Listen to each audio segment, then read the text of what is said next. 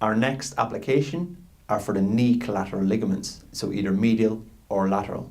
The indication we would use this application for are in the instances of collateral ligament instabilities or acute collateral ligament injury. These kind of injuries we see most commonly in contact sports where there's a tackle element, but we can also see it in those winter sports such as skiing, where there's a change of direction and those collateral ligaments work a little bit harder and are a little bit more prone to injury. For this application, we're going to use zinc oxide tan, we're also going to use fixation tape, and we're going to use some EAB to cover off the application.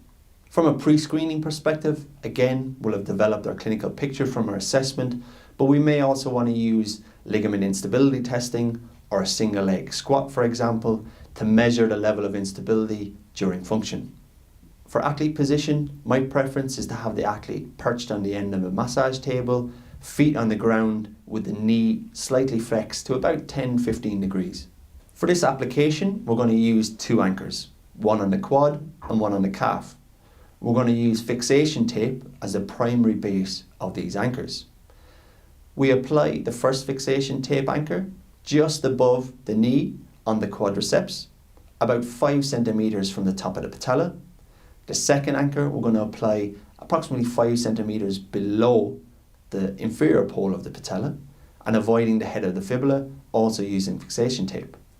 As we said with our ankle instability taping, for these anchors, if you angle the tape slightly downwards, when you wrap around the shape of the body of the belly of the muscle, then the tape applies a little bit easier and comes back to meet the anchor at the start. The next stage of our application are the zinc oxide fan strips. We're going to use the medial joint line again as our reference point because this is the part of the medial collateral ligament that we want to protect.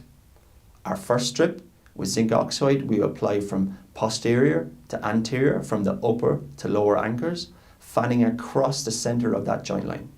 Our second application goes from the anterior to posterior, from upper to lower anchors, again using that medial joint line as our central reference point. The last piece of our zinc oxide fan is a perpendicular strip directly downwards from the upper to lower anchors, again using that medial joint line as a reference point. So in the end, we've got 3 strips using the central part of the medial joint line as our reference point, protecting the medial collateral ligament. If that was an application for the lateral joint line, for the lateral collateral ligament, then that reference point would be the lateral joint line, and our application would be the same, but on the lateral aspect of the knee. Like we do with many of our applications, we're going to close it off using EAB. In this instance, we've got a couple of choices. If we want to use a little bit more of a resilient tape, then we're going to use the non-tearable EAB. Or if we want just something a little bit lighter, we're going to use tearable EAB. It's really up to you and your preference as a clinician, and also the athlete in front of you in the application and what we're trying to achieve. When finishing off the application, we're going to close it off in a figure of 8. We start at the medial aspect of the upper anchor on the quadriceps. We wrap down and around the medial part of the knee, around the back of the calf, follow up the lateral aspect of the knee, finishing on the anchor that we started. We apply this a number of times, and when we've closed off the application and ensured that the application that we've applied is protected and the athlete is more comfortable.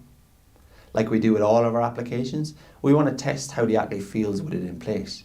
In this instance, I'll get my athlete back on the ground, I'll get them to do their single leg squat or whatever pre-screening activity you got them to do, ensuring that their function is good, but also you've added some stability by having the tape in place.